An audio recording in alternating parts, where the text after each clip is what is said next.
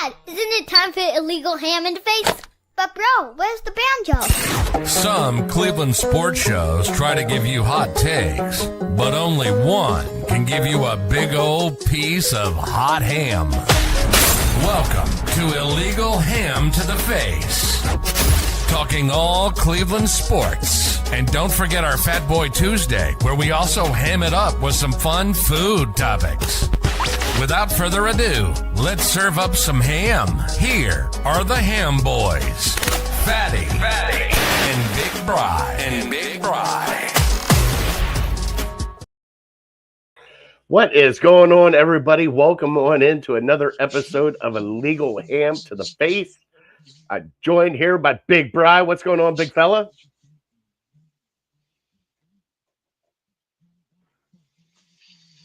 Hey, man. Living the dream. How you doing? I'm doing good, buddy. We got a lot to talk about tonight. Like I said, it's an end of a season. So we had the Cavs season kind of come to an end. The season that's going on with the Guardians right now, we'll get into just a little bit tonight. Got some Browns to talk about tonight. We're going to do some childhood snacks favorites for our Fat Boy Tuesday. Trivia is my turn tonight, which I got a gem from Justin. Let's see here. We got comments coming in. I'm going to have to take that off. So they have this new comments on stage live stream coming in that they're trying to work out, but it was too small down in the corner for me to see because obviously I'm blind as a bat. So, oh, shout out to the GOAT calling games for NBC next season. Did not see that. Oh, Jordan. I did hear something. I don't know what his role is going to be. But yeah, he's doing something with NBC, I think. Maybe kind of like a Barkley or Shaquille O'Neal type thing. Pre-game show or, halftime. Also, we got to send a cheers out to Norm. Norm from Cheers passed away. George Windett. Cheers. So, cheers. All right, Brian, how's your week been, brother? So far, so good. Crazy busy. I'll get into it with my shout outs, but a lot going on this weekend. So, trying to get as much done as we can beforehand because I got to go to Pennsylvania Thursday, Friday this week. Woo! Yeah, oh man, she's going to love that. Yeah. Unfortunately, put a lot of burden on my wife, but she's Superwoman. She'll find a way. All right, well, let's go ahead and go with some shout outs then. Go ahead and shout it out, big fella. First birthday coming up on Thursday. Unfortunately, I'll be out of town for it. But Madison May, celebrating number 1 on Thursday. So we got a big birthday party coming up on Saturday here in Medina.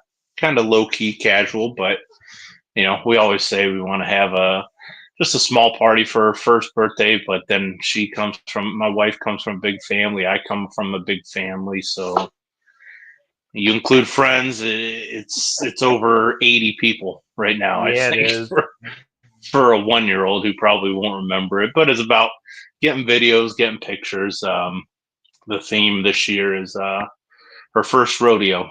So we got some cowboy stuff. We got some horses, and should be a great time. But yeah, best thing that ever happened to me. I can't believe this year has flown by as quickly as it can, and thank the good Lord every single day that she's healthy and hasn't had any complications or anything like that, and she's just a happy baby. Brian goes faster. Let me tell you, cherish every little minute that you get. Take how many pictures. We still look back at pictures because we have the Fire Stick. It's like our screensaver, so it just rolls all the pictures. So we get some that we even completely forgot about. Like, where were we at for this? But yeah, soak it in and awesome. Congratulations, bud. Now, smash cake. Definitely got to do a smash cake, right? I believe so. Yep. We're gonna do something small for her, and then a couple sheet cakes for everyone else. Nice. That's what we had. So, where'd you get them from? we had Junior's wife, Megan, made the ones here Oh, in yeah. Cleveland. And then the ones down in Coshocton, because we had to have 2 different parties. So we had Sure. one down in Coshocton, and then we had one here for the West Virginia family. So down in Coshocton, it was cupcakes. They got their hands on cupcakes and just completely destroyed probably 4 cupcakes. So, but yeah, it's definitely a milestone, Bri. And buddy, I am so happy for you. Like I said, definitely changes your life, puts perspective on things. But man, they grow up. So now, is she walking now? Sure. No, not walking yet. Getting close. So I won't be complaining that she's not walking yet, because she's got us following her all over the house. She loves it when I chase her. Like she'll, I'll start chasing her, and she'll start giggling and start crawling way faster. So I couldn't imagine if she starts walking or running or something like that. Yeah, it's just gonna be nonstop.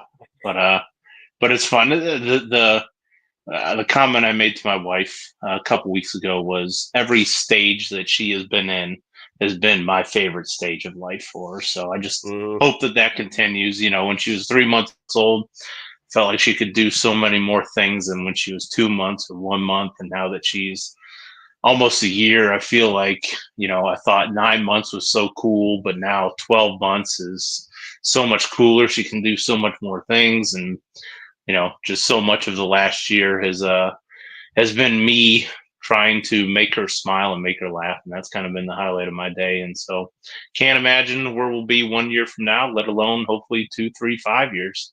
So, trying to take it day by day. Like you said, gives you perspective, gives you patience. But, yeah, it's wild. It's been a wild ride so far for the first year. So not to dwell on that too much, I got a couple other shout outs I just want to get in hopefully quickly. My wife turns,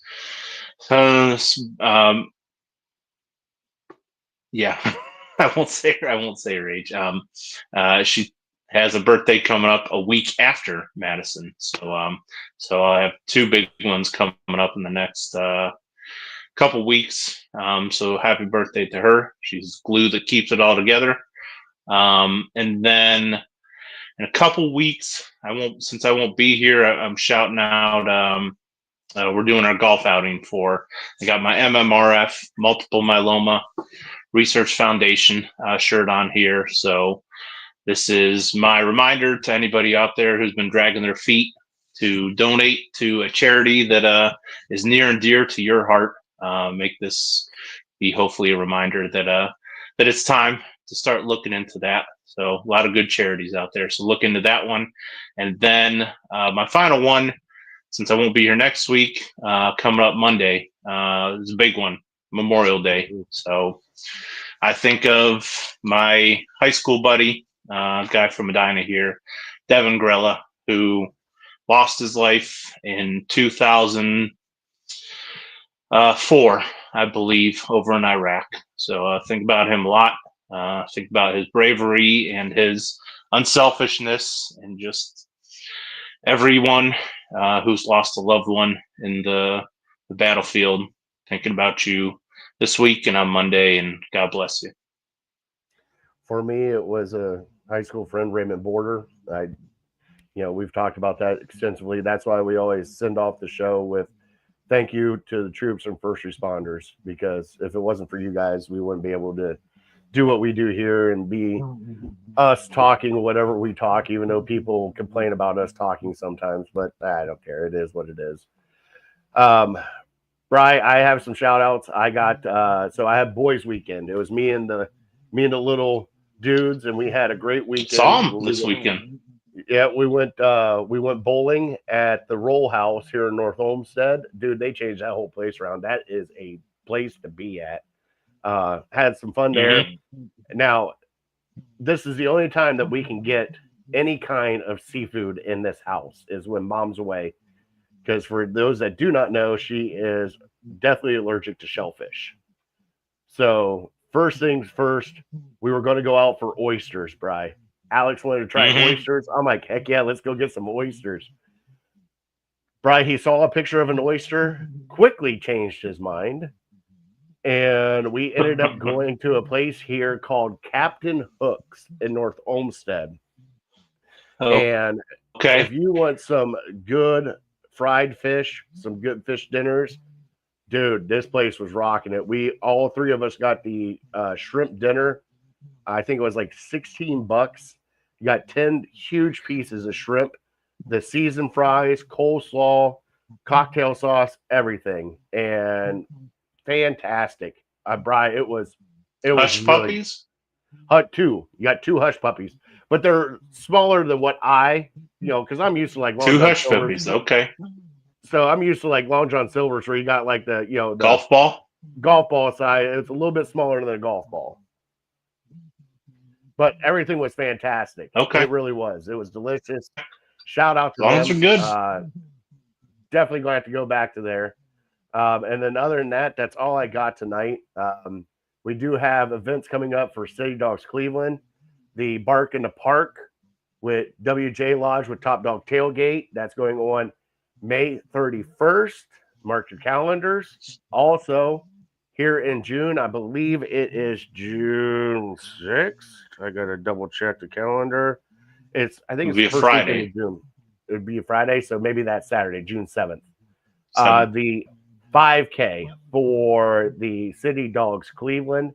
If you want to sponsor, if you want to help out, you want to volunteer, please get a hold of Friends of City Dogs Cleveland. They'll go through the whole process, happen there. And then other than that, that's all we got for events coming up for them. But, Bri, I do have to thank one more person, Justin, who has watched us for pretty much ever since we've started. Gave me a wonderful trivia for you tonight, Bri. And I could not say no to this trivia because it kind of blew my mind of a lot of things. So let me play our sounders, show you a city dog from City Dogs Cleveland that we still need to get adopted. I believe his name is Wyatt. He is still there. Bri, longest resident, by the way. So we need to get him out of there. So let me play the sounder, and then we will get into the trivia in our show tonight.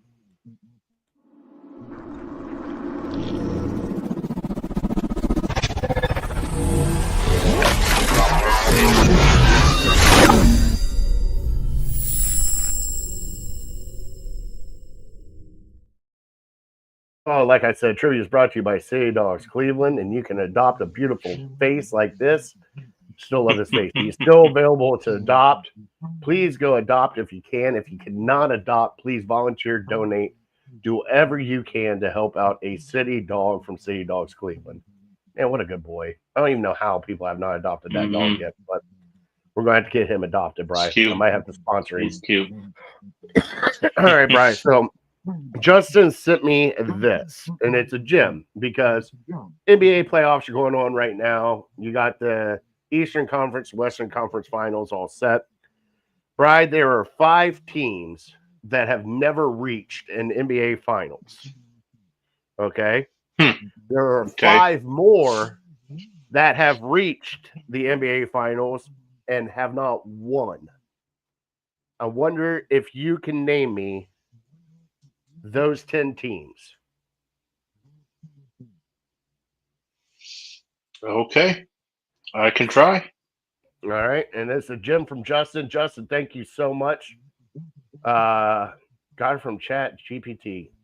Thank you, bud. It was a great one. I couldn't believe it. All right, Bri, it's time to play our favorite sounder.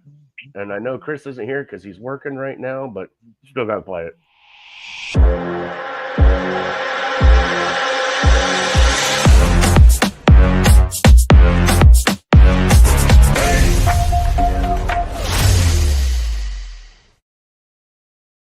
First on the agenda of talking, oh my good Lord, Obi Toppin's in my head right now. Talking topics right now, Bri. Cleveland Cavaliers have just put up a disappointing season. They got knocked out by the Pacers was it Tuesday, Wednesday? I can't remember what day it was. Came back here Tuesday. It was Tuesday night, and we were kind of still texting, and I shut off the TV because it was horrible. Bry, a lot of injuries. We ran into a team that was playing more like a team than we did. Also, a team that was more physical in the Indiana Pacers. I still do not believe the Indiana Pacers were the better team.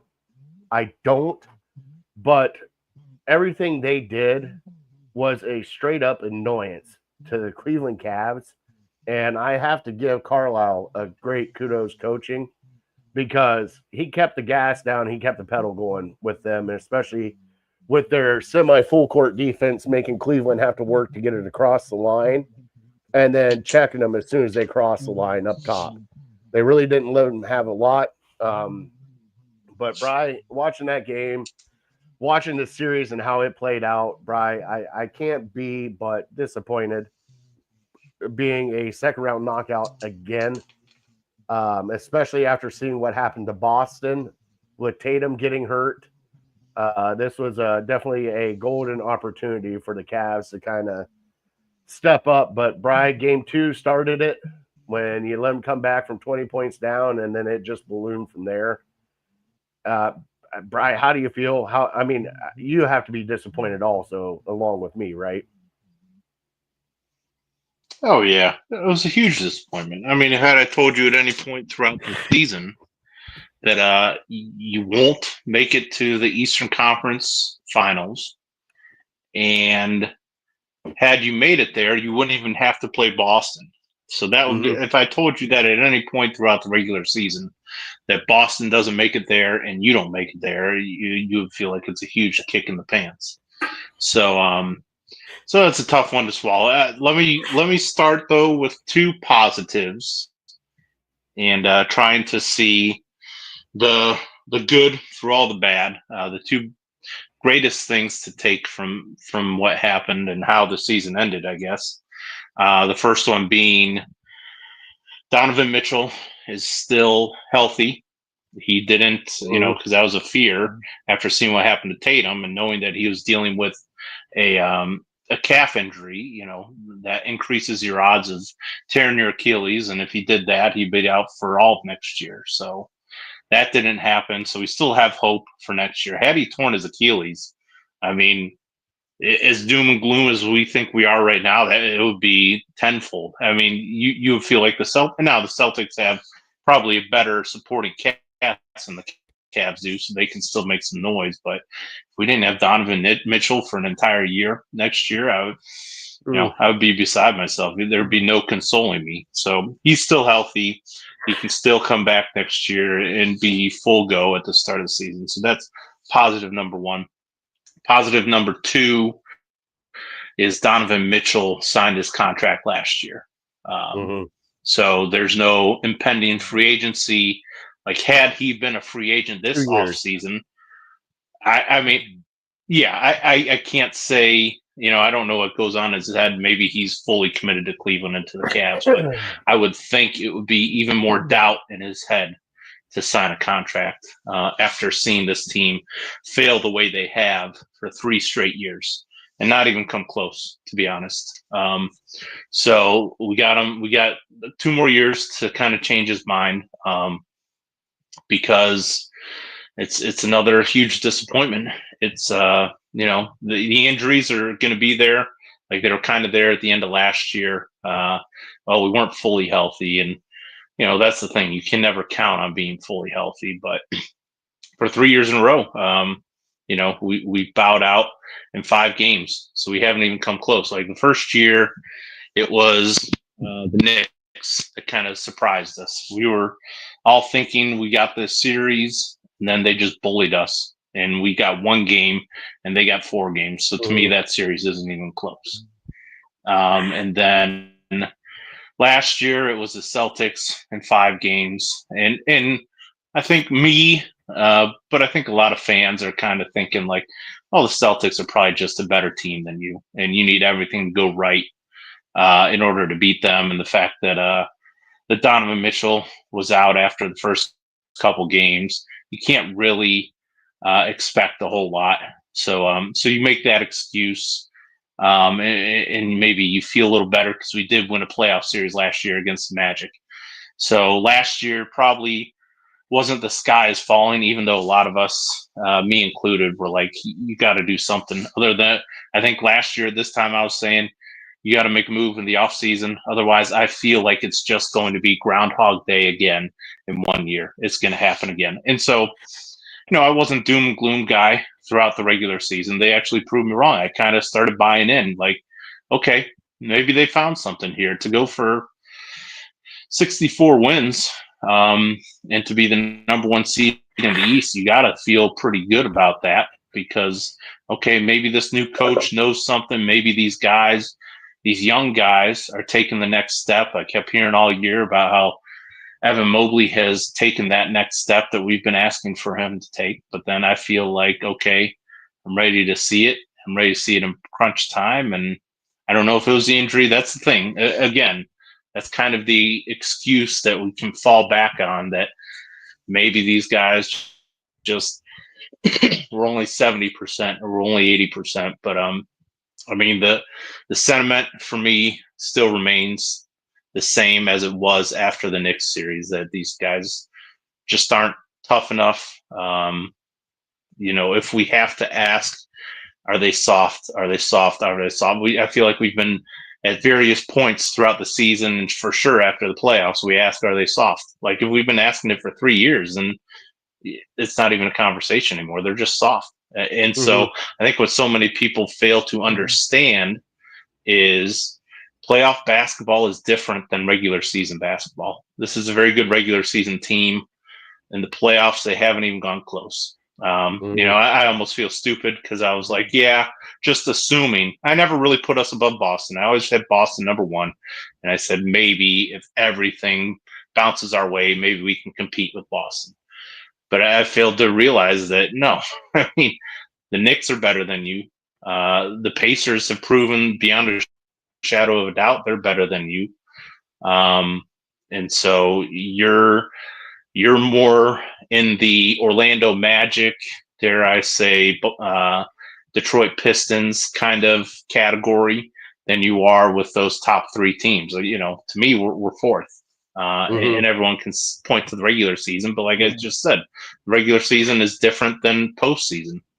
And I really have an issue with Kobe Altman. I feel like he's trying too hard to let these guys develop.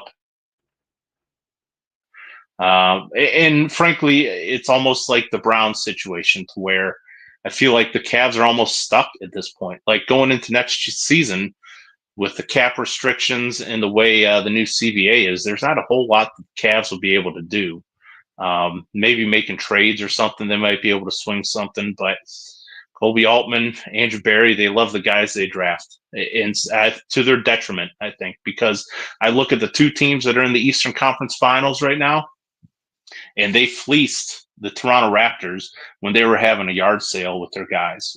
To me, it's no coincidence that OG Anunoby, who went to the Knicks, is having success there.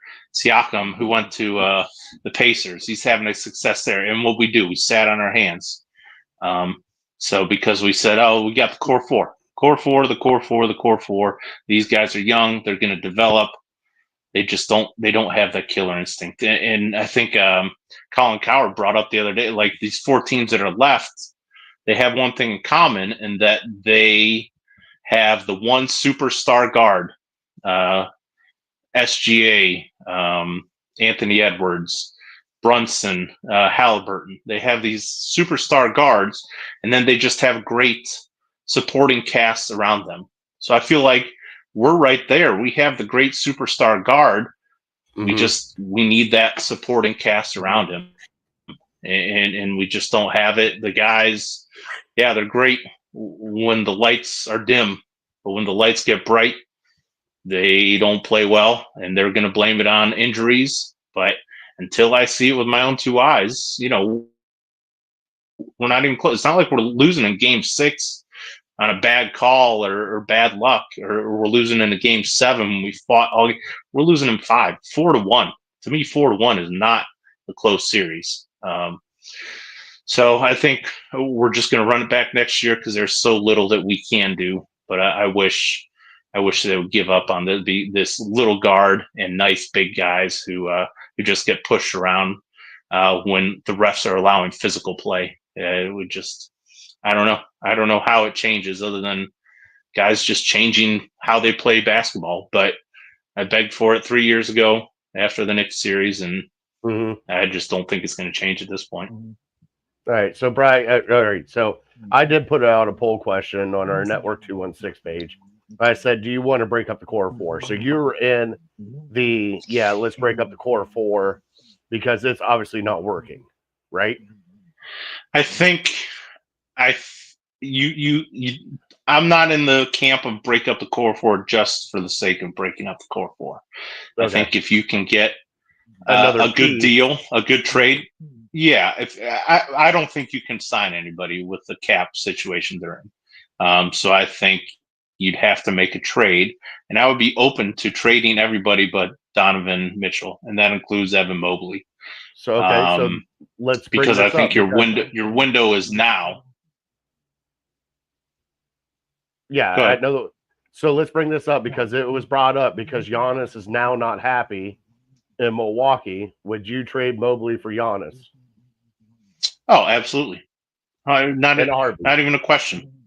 In a heartbeat. Okay. Because I feel like he's got 3 to 4 years of being a superstar. Donovan Mitchell has 3 to 4 years of being a superstar.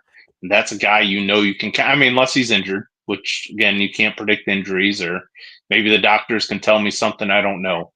But you have 2 superstars, and you can count on Giannis in the biggest games. I don't know that about Evan Mobley. I hope I can next year. But I was hoping I could 2 years ago. I was hoping I could this past year. He's just, he hasn't done it. So I'm in win now mode, especially with Boston having the uncertainty they do for their future. Mm-hmm. The one thing that I want to bring up, Giannis definitely intrigues the hell out of me. I don't know if I want to give up Mobley yet for Giannis, because Mobley has developed a three-point shot. Now, it's not a complete great shot. He's knocking down some threes. He's not Kevin Love. I get that. But the one anchor that's there that's really not helping you that much offensive-wise, Jared Allen. I mean, my whole mind right now is Darius Garland, Jared Allen, give me Giannis, whether we still have Jerome or another point guard with Mitchell, Hunter, Giannis, there you go. There's your starting 5. And I would run with that because it's a bigger line. Indiana beat you with size and physicality. They really did, Bri. And they were not like a little bit physical. They were in your face physical with the Cleveland Cavaliers. And they just couldn't punch back, Bri. They kept taking blows. They just couldn't punch back. And you need somebody that can actually punch. And I know that Garland is injured with a toe injury. We had some comments about your comment about it's a toe, which was funny. I started giggling. Like, what are you talking about? You just got to move, blah, blah, blah. I get what you're saying. If you're going to be hurt, be hurt.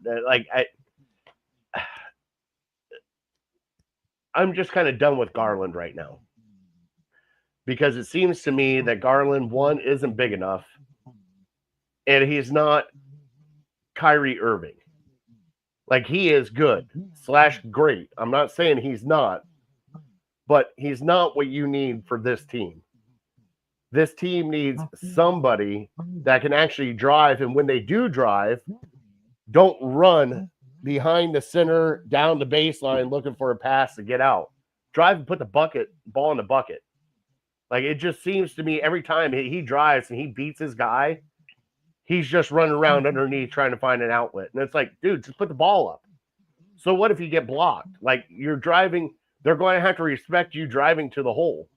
And if they do that, guess what? That frees up 4 other guys instead of you just driving in there and just running around in circles. I'm kind of over the Darius Garland here in Cleveland, Bri. Yeah, I think to me, Darius Garland is a nice player. He's a good player. But on a championship team, he's probably your 4th or 5th best player. To me, I kind of see him as like a Rajon Rondo, to where you're not going to be counting on him to put up 20 or 25 a night. Or Pritchard. But yeah, or 6-man off the bench or something like that. But so if he's a superstar you're counting on, I wouldn't feel good about that just based on his record, his stats in the playoffs and how he's done it and how he's shrunk. He's just not a guy who, when your superstar's having an off night, you say, okay, Darius, it's your time now to go put the team on your back.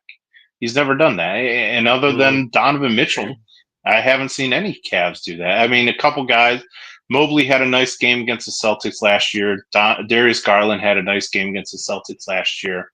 But I have a hard time taking it too seriously because I think the Celtics were just kind of toying with you. Like they never really felt threatened by you, and somebody has to score the points. So yeah, rather than, a pivotal must-win game when they're stepping up, they're playing well when we're down 3-1 or 2-0 when we really don't have a chance. So and I understand these guys are hard to come by.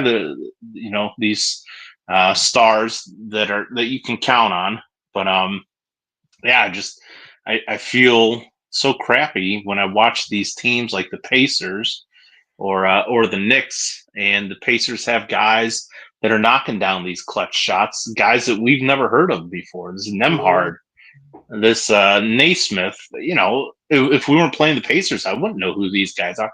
But they're shooting it, they're getting the ball, they're shooting it with confidence, and they're knocking them down in clutch spots. And I almost feel better now. I know he had a terrible game 5. I almost felt better when Max Strus is pulling the ball and shooting from long range than Darius, and even Donovan Mitchell just wasn't right. I told you, I think in the fourth quarter when it was still, the game was hanging in the balance, I told you that Cavs are shooting 40% from the field and 20% from threes. I can't believe they're still in this game. They don't deserve to win this game. So at the end of the day, you have to make your shots. And Donovan Mitchell was having a rough time, but he was getting to the bucket. And even though he was having a hard time scoring the ball, he was getting to the free throw line and shooting them.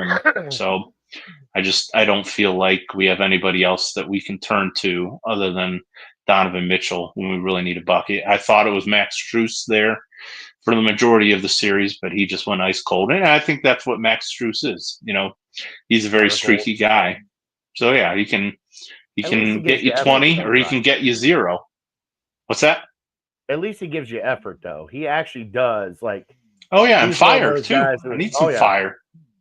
And then when Jerome hit those 2 threes back to back, I was like, oh shit! Now Jerome's catching fire. Here we go.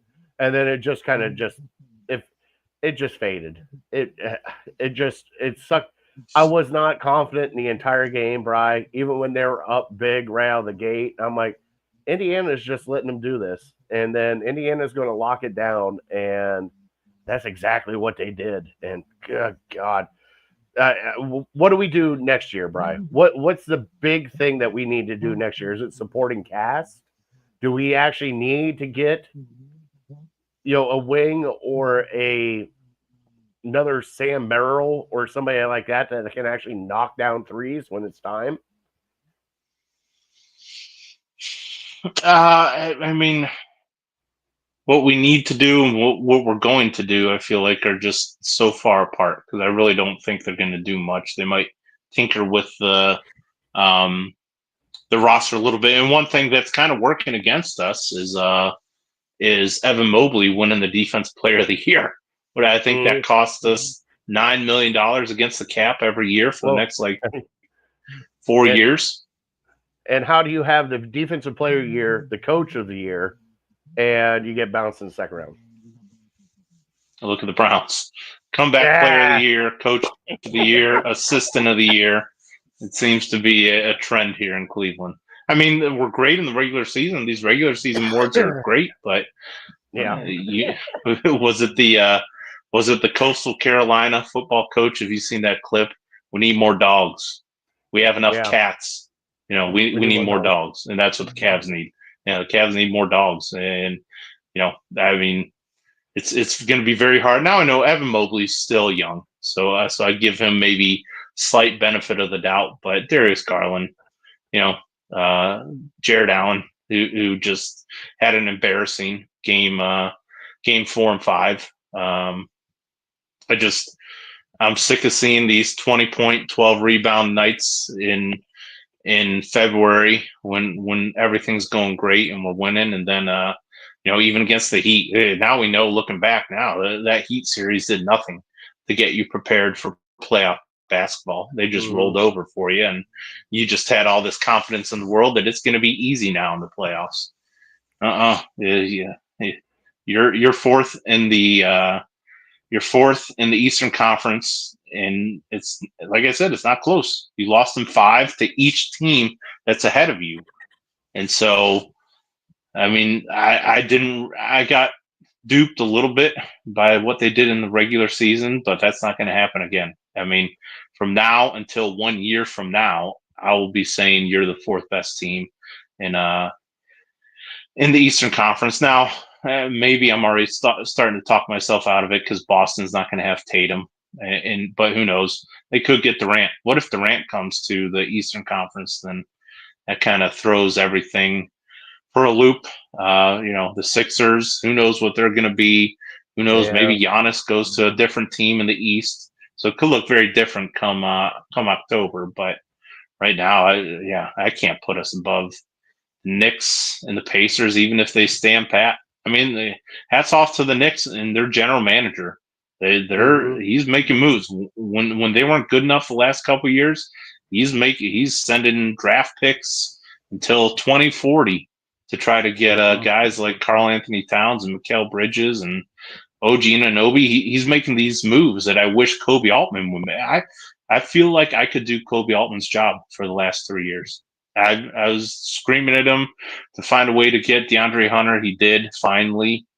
Didn't really pan out this year, but other than that, DeAndre Hunter and Max Strus. Other than that, he's been kicking his feet up and he's been relaxing, taking it easy, collecting monstrous paychecks and not doing a whole lot. His draft pick this past year gave us nothing. One thing I wish that Atkinson would do was this series when we were showing how soft we were, put Tristan Thompson in there. How could Tristan Thompson be worse than what Dean Wade gave us this series? At least he's going to bring some physicality. Dean Wade was a ghost out there. He did absolutely nothing for you. So how could you not put Tristan Thompson in there just to try to see if he gives you something, at least intimidate them a little bit, at least a hard foul here or there. But I don't know. Unless he's in worse shape than I am, I would have stuck him out there. Even if he was in our shape, Brian, it'd be perfect out there. He wouldn't leave the paint. Like, go ahead, come on in here. I'll kick you like Bill Laimbeer did for years. He's a champion, and you're playing Dean freaking Wade in front of him, who 98% of NBA fans have never heard of before. He had that 120-point quarter like 2 years ago, and he was all over SportsCenter, and since then, poof, non-existent. All right, so we got Chris in here now. Damon is in here now from the Dude Network. Damon, you got to stick around for Fat Boy Tuesday. What's up, Damon? We're going to talk some childhood snacks coming on. All right, Brian, let's move off the Cavs because we're still kind of angry and bitter. Let's get into the guards just a little bit. They got swept this weekend by Terry Francona and the Cincinnati Reds. And pretty much everybody that you let go here that is in Cleveland, Will Benson, homered every freaking game. It's not looking good. So, Brian, the only thing I can say about the guards right now is thank God it's a long season because they're definitely in a little bit of a valley right now. Starting pitching is there, but offense is kind of taking a backseat. Defense, my God, Brian, they dropped a pop-up, just hit them right in the damn hands and just dropped it. And I was like, okay, that's a little league play. It's crazy what's going on with them right now. They need to work out some kinks. Plus, Bri, they're waiting on to get some people back. I mean, you still have David Fry coming back off an injury. Was it Lane Thomas is coming back soon? You have other, as soon as they come back, we're not going to be seeing John Kinsey Noel anymore just swinging at air. We're not going to see, there's going to be multiple changes, and I can't wait for that to happen. Brian, how do you feel like right now? We're probably about a quarter of the way into the season.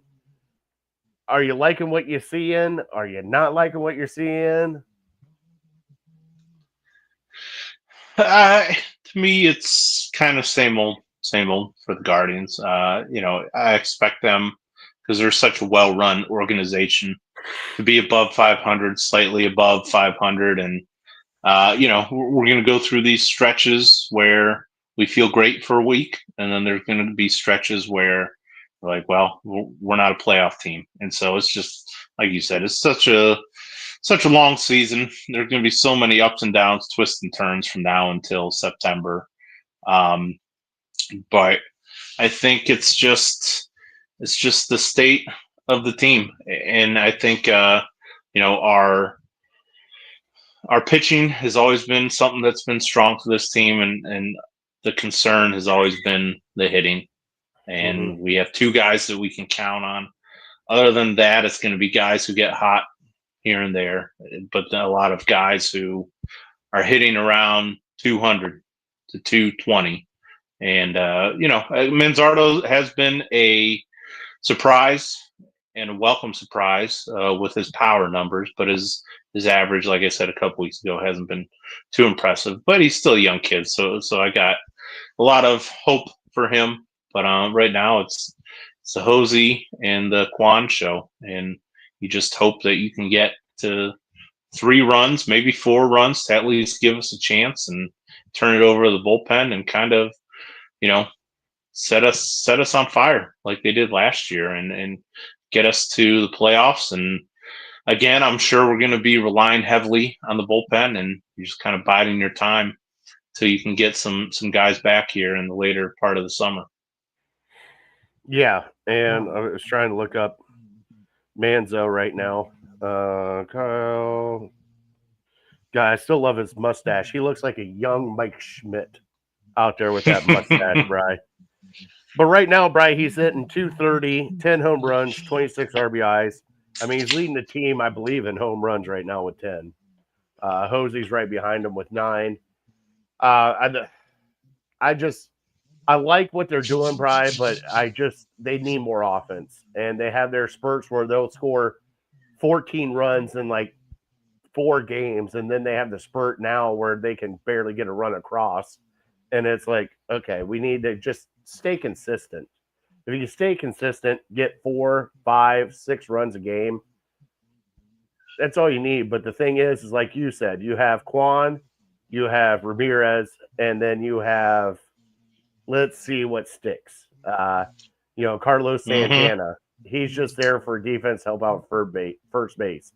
You have Gabriel Arias now over at shortstop because Rocchio has been DFA'd. You got, it's just a mixed mosh of people right now until they find the right people they need, the right lineup they need. But obviously having Kwan go first and Hosey either going second or third is the right move.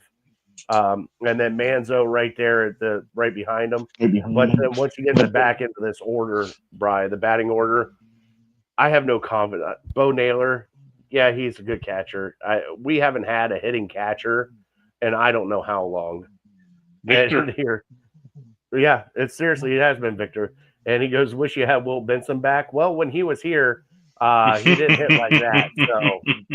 So, it's amazing how everything changes when they leave Cleveland and they just start mashing the ball like he did. I mean, 3 straight games with home run. Jesus, Brian, that's what you need right there. Ugh. All right, Brian, another Guardians news. They did hire Corey Kluber is back with the Gardos as a special pitching assistant.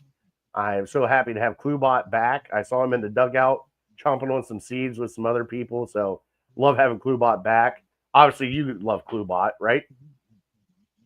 How could it be a bad thing having Corey Kluber in that locker room? Yeah, great hire. Yeah, and 100%. I'm behind that one. Just his knowledge alone of how he had to come up because he wasn't a first round pick, Bri. He wasn't. God, I think he was like a 7th round pick or something like that, and how he had to work to get where he was at. Showed a lot of people, especially some of his pitches. Tell you what, I'm watching that Ortiz. Man, you want to talk about some nasty movements on his pitches if he can just get them controlled. Holy cow, Right. Bri. That kid is just on fire. All right, Bri. Browns news. Obviously, it's Dylan Gabriel or Shedeur Sanders. Might as well just mark it down now. A certain, by the way, shout out to a certain Browns quarterback and offensive lineman that came to the club on Friday to play a little bit of golf. Very nice people. Offensive lineman. Yeah. Big boy. Yes, it was. Not as big as I thought, though, when I met him. Huh. Not as big, tall wise? No, like just big wise. Like Brian, he was a big boy. Oh. I'm not saying he wasn't a big boy. I can't say names because I got to keep it kind of hush hush. Joel Bitonio. I'll say names. Okay, you'll say names. Brian, he's okay. I'm just guessing. Was, yeah, no, I know he's not that. I mean, just based on what you said about offense. Yeah, I don't think I look at him like Conklin's a big dude. You're not. Teller's a big dude. I'm not saying he wasn't like it's what you see on TV and then what you expect in real life. And like when I saw him, I'm like, huh. I expected you to be bigger. Kind of like Danny Shelton. Oh, right, you're right. I mean, these guys aren't sumo wrestlers. 330, 320, 330. That's not far off from where we are. So it's not like these guys are 150 pounds heavier than we are. They're just slightly larger. It's a lot more muscles. Yeah, it was weird when I met him. I'm like, all right, I think I could take you. And then I'm like, no, I probably couldn't. I don't know about that. I got a wicked. You got the flood. I got a wicked first step, Bri. Wicked first step. Oh, remember when we ran the 40 and we saw like, oh yeah, certainly we can be as fast as some of these offensive linemen in the combine. God, I wish we had. No, not so much. We've been the slowest at the combine. Yeah. It wouldn't even register. Like, hold on. It's after 10 seconds. What's going on? Be like the fat guy from The Longest Yard. Give me a Diet Coke and a can of corn. Basically what we were doing in between sprints. It's pretty much what it was when we were doing between sprints. All right. Brian, with the quarterbacks, everybody's talking their quarterbacks.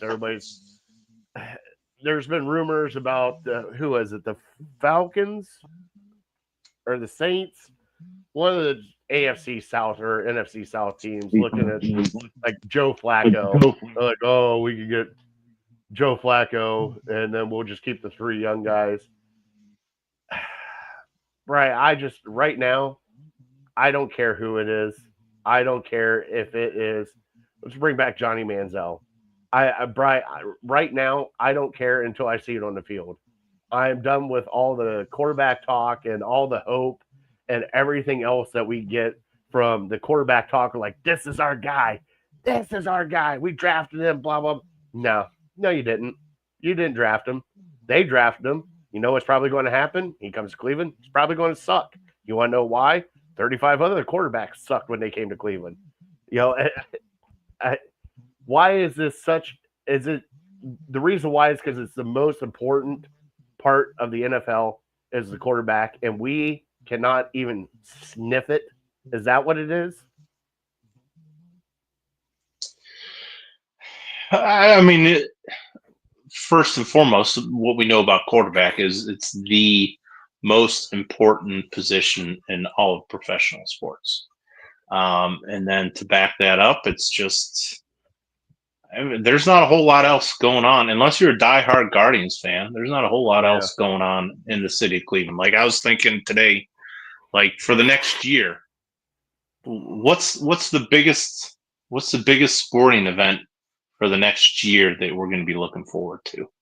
Like, unless the Guardians go on a big a playoff run, if they miss the playoffs, we don't have a whole lot going on until April 2026.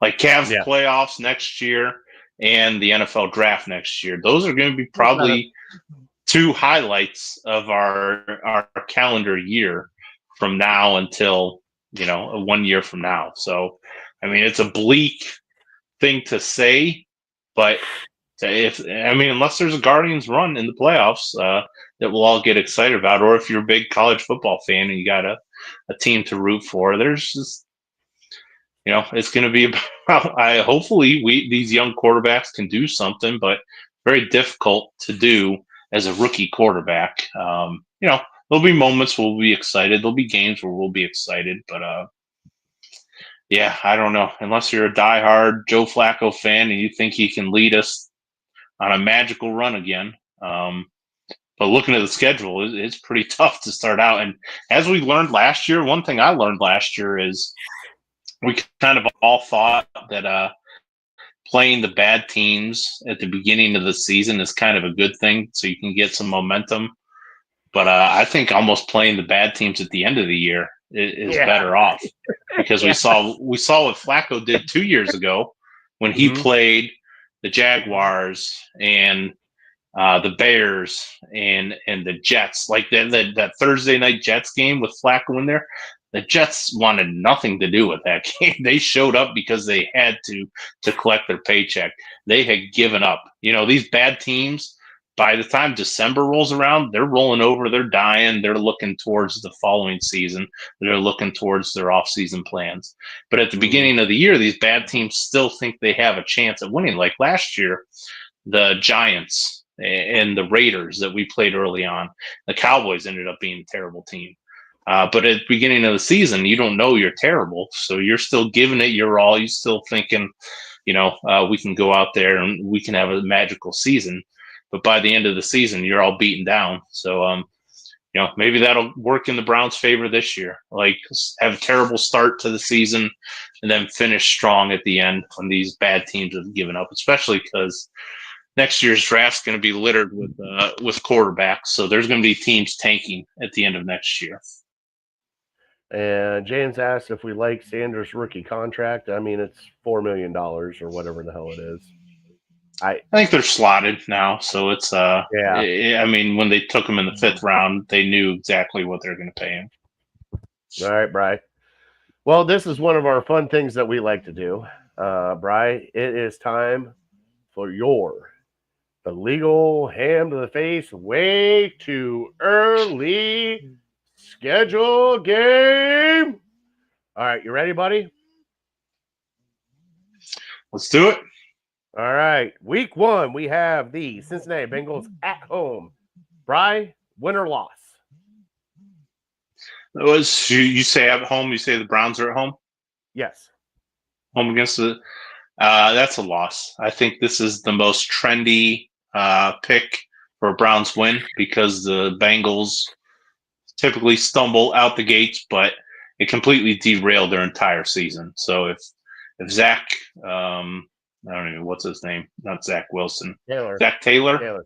If he's not putting the utmost emphasis on game number 1, then he should be fired if they lose this game. They have to win it.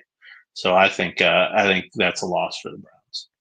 I'm going to go win because Cincinnati always starts out slow. I just don't buy. I don't think they're going to do it this many years in advance. I got you. All right, week 2. But sure. So we're different. We differ. Okay.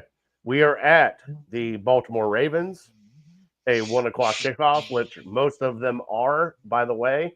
No primetime games for your Cleveland Browns. Right. Bri, win or loss? Yeah, I think we snuck up on them last year, so I don't think we win that one. And I have a loss there too. Next up, Green Bay Packers come to Cleveland September 21st at 1:00. Bri, win or lose? This is a game I think you can get. I'm not totally bought in on the Packers. They're a very good team. but coming to Cleveland, especially if we're 0-2, and if we have two bad performances in weeks 1 and 2, I think they might take you a little light. So I'll give us a win there. All right, so you're at 2 wins. I'm at 1 win right now. I'm at 1. I'm at 1. That was first. You're at 1. Okay. That was your first. Okay. So I'm at 1 win. I think they lose to the Packers. I have them. Okay. Next up, we have the Browns at the Lions. What is it? The Great Lakes. Oh, my God. Classic. There it is. GLC. Battle for the Barge, Bry. And Right. Lake Erie. Win or loss? Yeah, I think this is a game where the other team is just a lot more talented than you are. I don't think we can hang with them offensively, so that'll be a loss for me. I'm going to go loss too. Next up, Minnesota Vikings at the Cleveland Browns, October 5th. I will go first on this one, Bry. I'm going to go another loss for your Cleveland Browns. What about you? Same. Okay. I mean, I think you can win it. This is a winnable game, but being over there, Minnesota, they play in like Ireland the week before, so they're kind of going to be acclimated to the time change, and there a lot of times when you give a team a week to just kind of be together and just focus on football away from all the distractions, they play pretty well that following week. So, yep, Minnesota win for them. All right. We got Big Matt in here in the comments that go Lions. Huge Lions fan. Oh, okay. Well, good for All you. right. Big Matt, I got to Congrats. call you. I missed your face, buddy. All right. So 1-1. Next up, Cleveland Browns at the Pittsburgh Steelers. Now, Bri, I want you to circle this game because last year we did not do our away game where you and I got together and got to have a little bit of a party and watch a game together. And I want to circle this one, even though I know they're going to lose, and that's what I'm going to say they're going to lose. I have a feeling they're losing this game. But we're going to circle that game because we might have a party, might have a little legal hand party on that week. Sure. What's the date? Do you know? Do you have it in front of you? October 12th. October 12th, my grandmother's birthday. Got it. All right. Brian, win or loss? I'm going to give him a win here. We don't win in Pittsburgh very often. I think, honestly, if Joe Flacco's still the quarterback, I think that gives us our best chance. But, I mean, we don't even know who Pittsburgh's quarterback's going to be right now. So yeah, I think it's not going to be easy. Maybe we win like a rock fight, low scoring one. So that's win number 2 for me. All right. Dolphins at Cleveland Browns, October 19th. Was that a Thursday night game? No, it is not. I don't think we have any Thursdays this year. Oh, that's even better. Bri, you know something? It's the Dolphins. They're coming, but it's October. You know something? I'll give them another win on this one. I have them winning against the Dolphins. What about you? I got a loss. I still just can't get Tua torching us 2 years ago out of my head. And just when we thought we had a good defense, and I don't even think he played the fourth quarter. He just put on a clinic against our defense. So give me the Dolphins. All right. Next up, Browns at Patriots, October 26th. Bri, Mike Vrabel, now the head coach of the Patriots. Yeah, reluctantly, I'll take the Patriots. I think it's a winnable game, but yeah, I just think Drake May is better than people give him credit for, so they get the advantage at quarterback. I think Mike Vrabel might have a little something extra in the tank, and they got some talent in the offseason from free agency. So Patriots it is. All right, next up, I got the Patriots too. Next up, Patriots Browns at the New York Jets. Bri, I might take the Browns on this one. Is that you are taking the Browns? I'm going to take the Browns on this one. Yeah, Me too. Justin Fields is Okay. terrible. People think he's they've been waiting for 5 years for him to be a real NFL quarterback, and he hasn't been. All right, next up, we got the Ravens again, but the Ravens are here in Cleveland. Brian, that's a loss for me. Yeah, like I said, I think we got him last year, and so they'll be prepared. Okay, next up, Browns versus the Las Vegas Raiders in Las Vegas. All right, Bri, I think we might steal another one here. I had the Browns beating Las Vegas. Yep, I'm with you. I think we can. I think we should have beat him last year, and Geno Smith is a better quarterback than a lot of people think, but who knows if he's going to be healthy or not. So give me the Browns. Next up, 49ers at Cleveland. Bri, give me the 49ers. Yeah, this could be a thumping. Even though they're not as good as they were a couple years ago, they're going to have that upset that we gave them a couple years ago in Cleveland on their mind. So Shanahan's not going to do that again. Next up, Titans at Cleveland Browns. Bri, got the Titans. I'll take the Browns there. I'm not totally sold on Cam Ward. I think our defense that's going to be a defensive game where just don't turn the ball over. The defense will win it for us. All right. Next up, oh man, we have to go to this game, Bri. I didn't see this. December 14th, Browns at Chicago. At Chicago. You want to go to Chicago? Yeah. You got family over there. It's true. My brother's not far from there. My uncle's not far from there. Okay. Boy, how could I? You know what? Just because my nightmares come true a lot with the Cleveland Browns. Nick Chubb's gonna revenge game that one, and he's gonna beat us by himself. Caleb Williams isn't special, but Nick Chubb will relish in the fact that he gets to take us on and run down our throats. God damn you! I even forgot about that. Yeah, give me the Bears. I didn't even think about that. All right. Let's see here. Next up, the Bills at the Browns. Definitely gotta go Bills, right? Loss. Yep. Next up, Steelers at the Browns. You know what? Highlight of the year. Us beating Pittsburgh twice. Give me the Browns. Hasn't happened in 40 years or something. 38 years. Can't do it. And then finally, the Bengals. Browns versus Bengals at the Cincinnati Bengals. Depends on if the Bengals have got it locked up, but I'm going to give the Browns a win here because I have the feeling that the Bengals are going to have playoffs locked up and they're going to play a whole bunch of scrubs.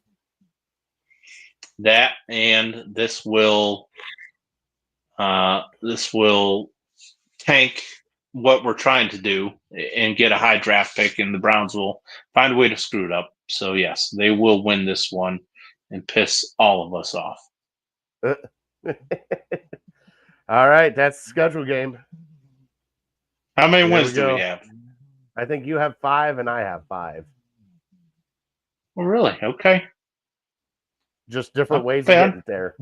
All right, Brian, let's get quickly into Fat Boy Tuesday. We'll do our top 3, and we will get out of here, okay? Yes, sir. NBA basketball.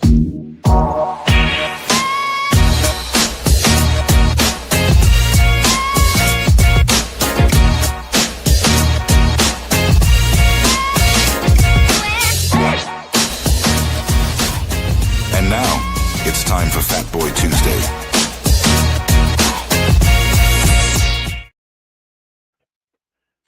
And Brian is going away. We are doing I'm here. Childhood snacks. All right, I hear you.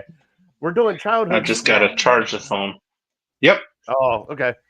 And I wanted some snacks that you loved as a child because I was trying to talk to my kids and going over stuff that I had when I was growing up. Like one of my favorite things when I went to my grandmother's house was graham crackers and milk. We would eat that like crazy. Ooh. Oh yeah. Just dunk them in like Oh, Oreos. Take me back. Yeah. Also, I don't know what it is about the Hidden Valley Ranch and vegetables, but we had a lot of it. Now I'm talking about the Hidden Valley Ranch dip. You know what I'm talking about? Like the actual ranch dip. Okay. All right. And then also the peanut butter and celery together was a huge hit. Oh yeah. And then vanilla wafers and Oreos were also a huge hit. What about you and your household? Well, you brought up some when you're talking about your grandma eating snacks. My one grandma always had Nutty Buddies.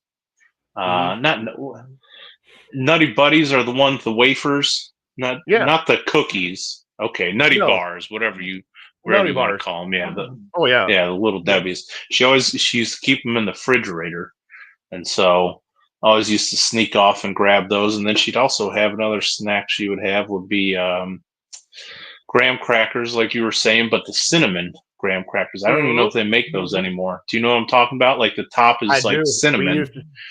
We used to get those too. Mm-hmm. So she would have those, and then my other grandma would always have Sunny Delight, the little junior ones, and we just slammed those. Oh God, I forgot like crazy. And then she would also, it was just pure sugar. Nothing about it was orange juice, like they marketed it. But then she would also have like a cookie jar, and so she'd always have. From what I remember, the cookie I remember the most being in there was a soft batch chocolate chip cookies. So those real soft ones, which were phenomenal. So that covers the grandmas. What we had at my house, we had a lot of. My mom would always buy this big. It was like remember those when you were in school, you get the milks from school and you just open it up. They were cardboard. Little milk jugs. So it was like a big one of those, like that big, but it was filled with goldfish. I don't know if they still sell those or not. Oh, yes, they do. We get those. Do you know what I'm talking about? Exactly what you're talking about. So she would always get those. And then also Twizzlers. And I feel like these were my brother's snacks more than mine, but I would always munch on those as well. But then going over to my friends, he would always get, and I finally convinced my mom to get them at one point, the Cheez-It Party Mix. I don't know if you remember Cheez-It Party Mix. Oh, yeah. Really good. And the other one I had was the iced animal crackers. Even better. There you go. Oh, we're so good. Like one of my favorite cookies. That's like not the frosted ones, the iced ones. Oh yeah. Oh, that was a treat whenever you get them. With that pink ice. Oh yeah. Yeah. Also, honorable mention.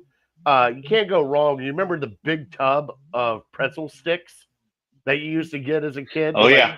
Just the rods, right? Yep, little pretzel rods. You'd have those. Oh God, those are so good. If you guys have any here in the comments, let us know. But yeah, I was trying to. So Charlie, the reason why I brought it up is Charlie. We were sitting there. We had a whole bunch of celery. I'm like, dude, why don't you just dip it in peanut butter? He goes, what? I'm like, celery and peanut butter is actually really good, bro. He goes, no. And then finally he did it. He looked at me, not kidding you, straight face, 11-year-old goes, game changer.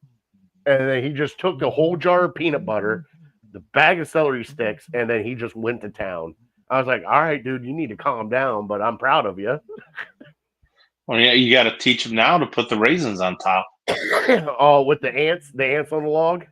Ants on a log, absolutely. Yeah, that was a staple in my childhood. I mean, whenever we go to friends' houses or my mom would pack them in our lunches or something. Yeah, really good. All right. If you have any in the comments, let us know. That is our Fat Boy Tuesday for tonight. Brian, let's get in our top three. We'll close out the show. Now, top three summer headlines. All right. So you want to do that one? Okay. Well, that's what you had, right? Well, that was one of them I gave you. I thought you picked the other one. Okay. Nope. We'll do that. You go first. Let me just write mine down, though. All right. Let me play a sounder and we'll get it going.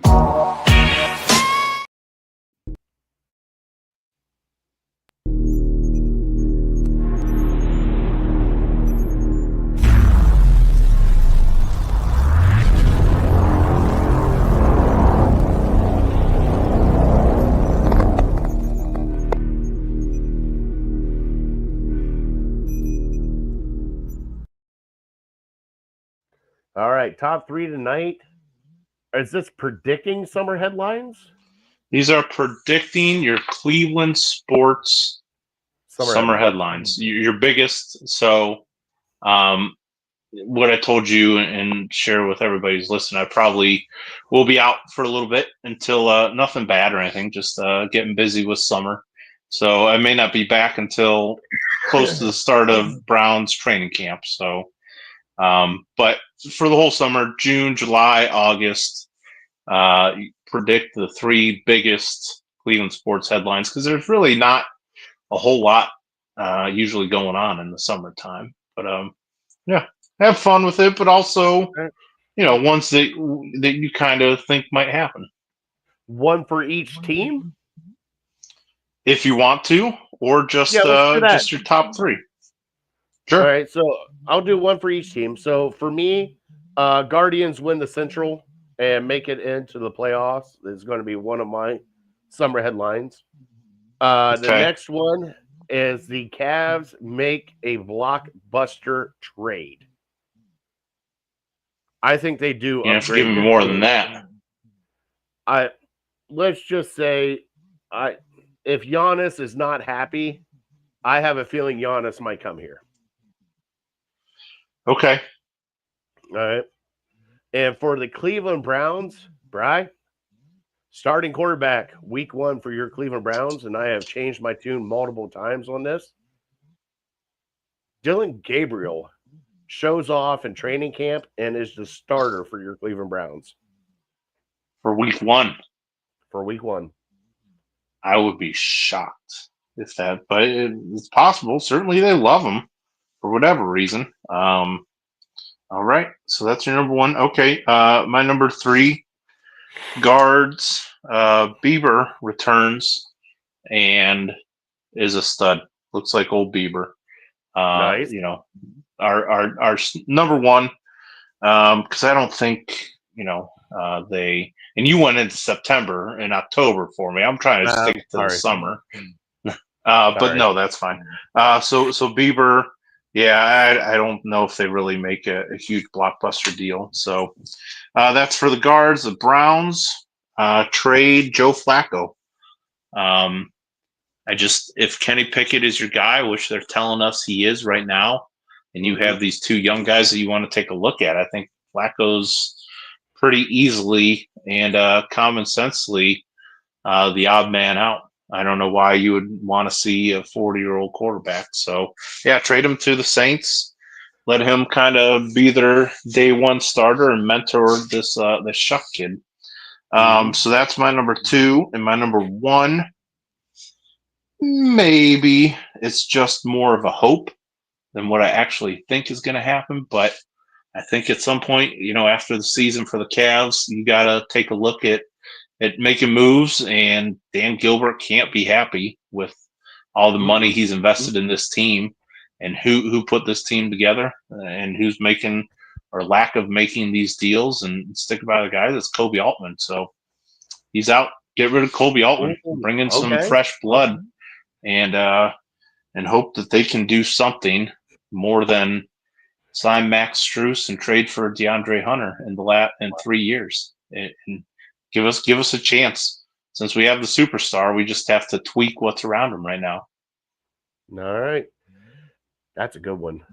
I actually like that one. That's a sneaky one. I hope. I mean, he did his press conference, so that's kind of what made me think they wouldn't send him out there and then fire him a couple weeks later. But I think a lot of this stuff here in Cleveland. Yeah, I think teams, once the NBA season is final and you start reevaluating everything. The problem is the draft is so close to the end of the season. Would they even let Altman make a draft pick? I don't even know if he had a 1st-round pick. We had one last year, so we might not have one. I don't know. Yeah, make the change. I don't think we do. I would guess we don't. I guess we don't either. All right, Brian, it's trivia time. There's 5 teams that have never reached the NBA Finals. Mm-hmm. And there are 5 teams that have reached the NBA Finals but have not won. Mm-hmm. All right. Can you start naming some teams here, brother? Yep. Okay. I got them split up.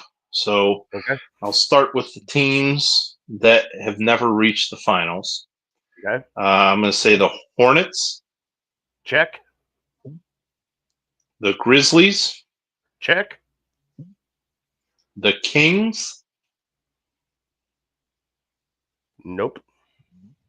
Are they on the other side? Have they never won a championship? I think they have, but there's a technicality to that. Oh, okay. All right. So Kings are not an answer.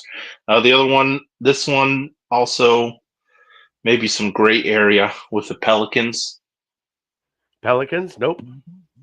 Okay. Nope, meaning they've never been there. They've never been to the NBA Finals. Okay. Timberwolves. They ever been? There you go. Nope. So I'm missing one team. One team.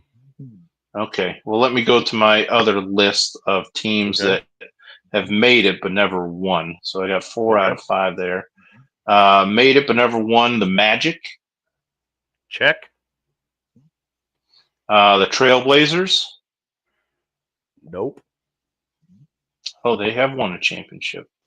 Yeah, maybe early '90s with Mm-hmm. Robinson and Drexler. OKC, the Thunder, Technicality. because the Supersonics did win one, or what? Yep. So they do not count. They do not count. The other one I had was the Pacers. Pacers? Check. Okay, and the last one I had was the Nets. Check. All right. Oh, really? So I wasn't here's sure the about one- that one. Okay, what am I here's the one missing? you missed up top, the Los Angeles Clippers. Yeah, never made it, huh? Never made it, never won. I should have had that one. Yep, I should have had that one. All right. So you said the Nets at the bottom and the Mhm. Magic, correct? And the Pacers, I think you said And the was correct, Pacers. right? Yes. So those are your three that you had at the bottom. The Mhm. Phoenix Suns have been there 3 times, have not won. Huh, okay. And the Utah Jazz have been there 2 times Wow. and have not won. Yeah, And both That makes times that the sense. Jazz went, Michael Jordan.